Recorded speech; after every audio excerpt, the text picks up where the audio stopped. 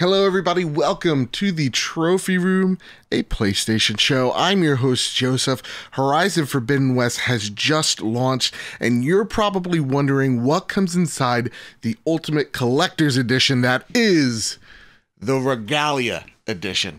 And this thing is so massive that it doesn't even fit in the frame. There's so much to dive into, so with all that said, with all that out of the way, Future Joe, start the show.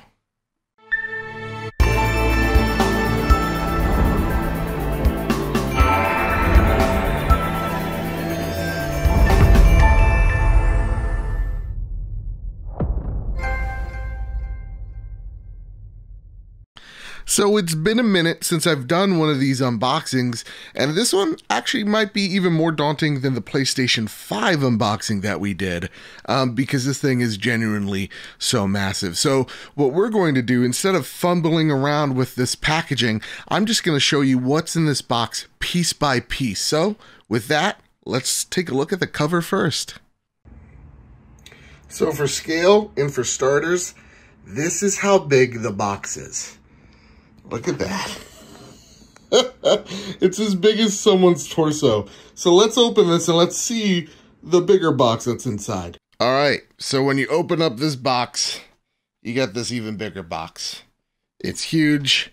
You have all these little, it's like a nice little mural actually of the cover that we've seen so many times before. So this should actually be, Aloy should be in the front.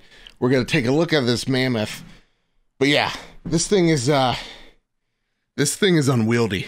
So now let's take a look at the other box inside this already large box. Hopefully, it's smaller.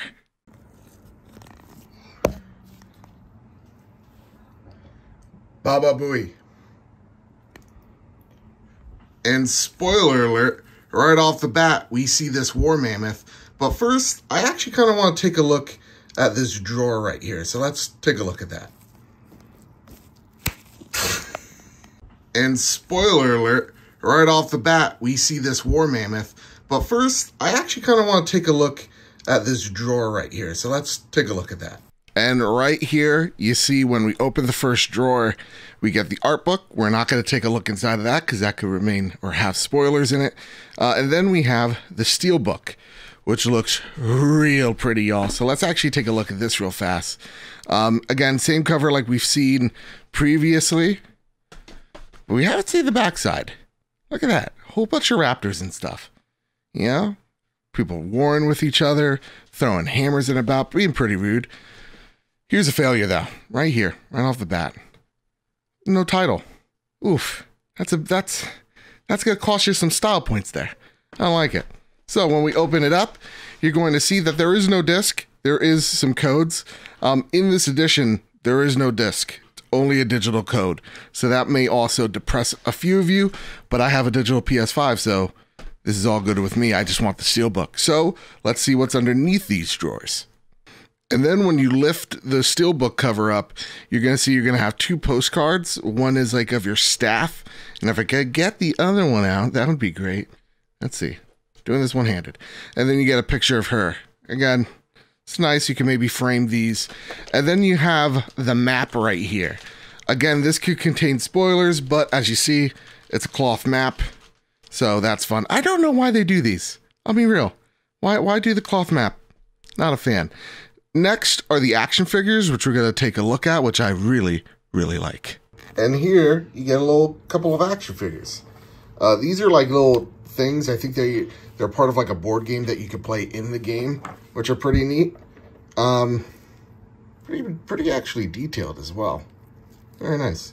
And then right here, of course, the reason why I paid so much is a cheap little focus that you can actually turn on. So let's wear it. Let me see what I look like with this thing. And the cool thing about the focus is that you can wear it. Look at this. Mr. Fancy Bit now. I'm showing off my hardware. This thing could turn on. I don't know how, but it could easily fall right off. But honestly, it's a cute little thing if you're like cosplaying, maybe to take like a mold out of and create your own. But yeah, this little earpiece right here, it's a little flimsy, but I do like the detail of this overall. Like this is a nice little addition that, you know, they know they got an extra 20 bucks, though it feels like it's made for 2 cents. You know, That's how they get you. All right, now let's talk about the statue, which I've had a few problems with and a few issues about. So let's talk about it. All right, and last but not leastly, here is the TremorTusk. This statue that will come with your Regalla Edition. It has a whole bunch of blight on it, which you'll find out in the game what that is. It has a big long tusk. And the thing about the statue is because there's so many pieces to it, it's so big that, yeah, you kind of have to snap together these things. Its talons or tusks, whatever, to it. And that being said, my problem with this statue is not that it looks bad. It looks pretty darn good. Because look at that. You turn it around, there's a lot of detail right here, right? Take a look at the guys firing their weapons. Everything looks pretty neat. Again, this thing is a big boy. It's an unwieldy boy, right? Look at that. Looks pretty awesome. But the problem is the pieces. One of the tusks have fallen off already. This thing is very loose. I actually may need to super glue it. And not to mention, when I unbox this guy's arm was already off. It was just in the box. So there's a lot of small pieces here that it could easily snap off in transit, which makes this a very hard recommendation if you're just looking for the statue because of how many little parts there are. But that being said, look at just the scale. That's a little Aloy that you're going to get, right? A little figure, a little amiibo sized. And that's the TremorTusk. Huge, ginormous. So that being said, what's my takeaway? Well, let's get right into that. Honestly, there was a lot in this unboxing and a lot of it very unwieldy. But you see, this is a huge collector's edition. Probably the biggest, if not the biggest. I think the second biggest collector's edition would be the Last of Us Part 2, which came with that Aloy, or sorry, not Aloy, came with the Ellie statue and the backpack that I really, really dug. And overall, I really recommended that collector's if you're a hardcore fan. This collector's right here is also pretty ambitious, but at the same exact time, because there's so many little parts, as you've seen, a lot of things could just literally come off or fall off. It's huge, it's unwieldy, but if you are a massive Horizon fan or stan, you may want to take the risk. Now, I believe this goes for, if I'm not mistaken, anywhere between $250 to $300. I don't know if it's worth $300, guys. Don't know. Again, if you're a huge stan like me, maybe, but if not, I'd actually go with the regular TremorTusk, and I think that would look a little bit cleaner as well. And I believe it is a little bit smaller, so you could probably fit it on a shelf better. That being said, though, I do love the Steelbook.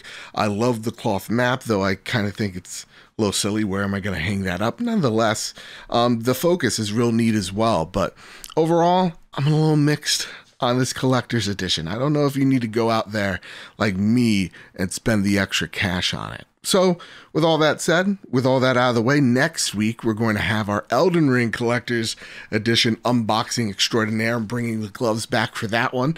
And if you like this video, please hit like, share, subscribe. We do reviews, previews, impressions on this channel, as well as covering the latest and greatest in all things PlayStation each and every Thursday with my best friend Kyle, called The Trophy Room, a PlayStation podcast. So if you want to get caught up to date with the latest PlayStation news, go ahead, check us out. We're also on Apple, Spotify, Google Play, wherever you find your podcast services of choice. And so with all that said, and with all that out of the way, everybody, keep your wits about you, keep hunting, keep playing PlayStation. See you guys.